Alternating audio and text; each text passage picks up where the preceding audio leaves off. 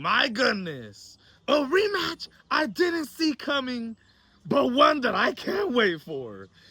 Dude wants to get knocked out again, says Martin Bakole on his Instagram page, drops this picture. And so does Jared Anderson. It looks like the fight is happening again. The American hopeful, at one time 17-0, going into that fight against Martin Bakole. The favorite was the WBC US champion, heavyweight champion. Was regarded as the best youngest fighter coming out of the United States. An American hopeful. Someday people were hoping he was going to become a world champion. Steps in there against Martin Bakole and has everything erased. Just like that.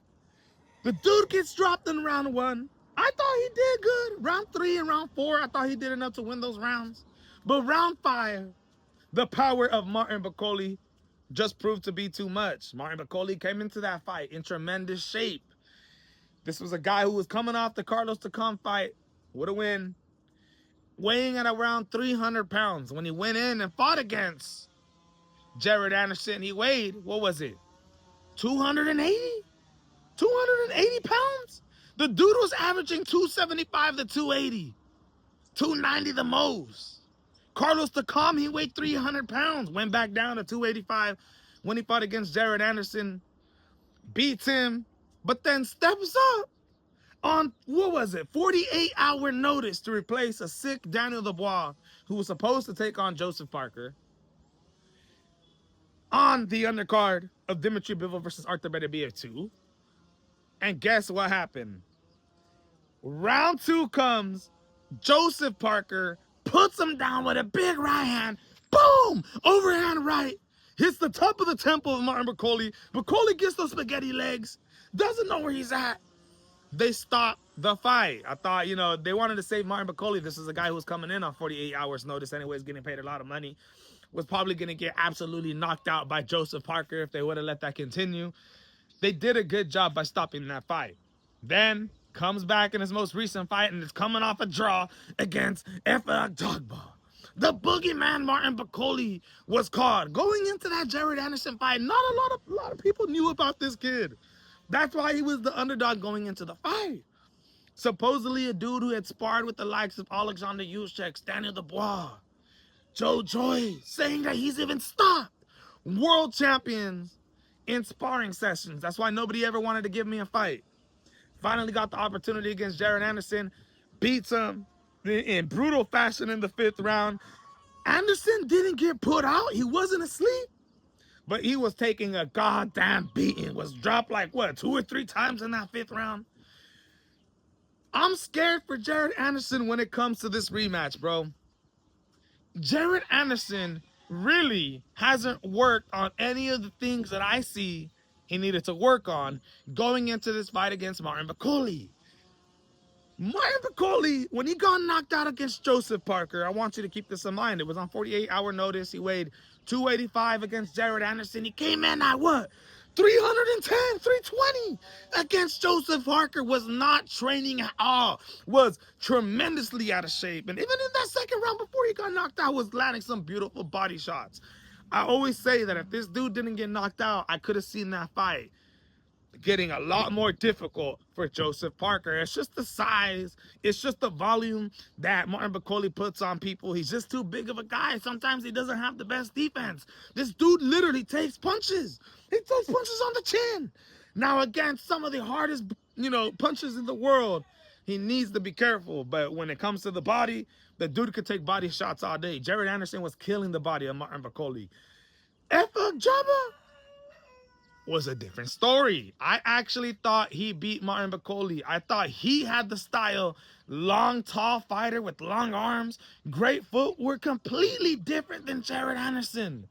If Jared Anderson wants to win this rematch with Martin Bakole, he got to utilize that style. Stop trying to switch stances, sit in the pocket, and trade with a guy like Bakole. The dude keeps on leaning over to his left, leaning over to his right. Open for uppercuts. Got dropped in the 5th round with like 3 uppercuts in a row against Martin Bakole. Because he has the tendency of leaning over. And you look at his last fight, Jared Anderson against Marios Colias. The dude was getting clipped many, many times. Many, many times. Yes, he won. But I swear to God, there was times where I seen him leaning over. And I said, bro, has this guy not learned yet? Jared, you were the American hopeful, 17-0 going into that fight against Martin Bakole. Lost that fight and is coming off a tough fight against Mario Colias. You have the opportunity here to prove once again why people should look at you and think, wow, this guy may have the potential of being a world champion someday, or does have the potential to compete with some of these great fighters. This is your opportunity. You have to beat Martin Bakole. Definitely. I would love to get a rematch. I would love to fight him again. I think this time I'll be a lot smarter, a lot wiser. I think I've aged just a little bit from since then.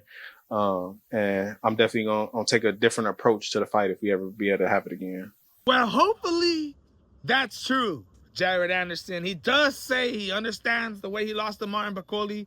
He understands that he's not going to be able to go in there and chunk it with some of the strongest dudes in the world. Yes, he could do it against guys like Mario Colias. He could do it against these lower level dudes.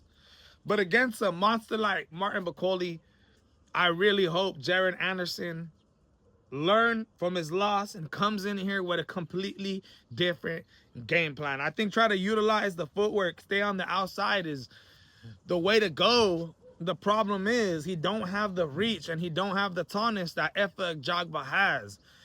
I don't even ever see him utilizing the same footwork that Efe Jagba has. Efe had all those things going for him, backing him up. Jared Anderson's jab, Jared Anderson's body short. The dude is short for a heavyweight fighter. He needs to use his speed and pick his hands up and stop leaning over. There's times where he likes to pull back, but he pulls back with his hands down. Getting caught with left hooks. He'll pull back, then duck to the left, and then get caught with an uppercut. Jared Anderson needs to work on these flaws before he steps into this ring with Martin Bakole. But let me know what you guys think, my friends. The first fight was an absolute banger, a goddamn war. Jared Anderson showed his heart. The second fight, it's going to be even better, man. It's going to be even better. Let me know what you guys think, though. This is the MMA Boxing Addict channel reporting to you, and I'm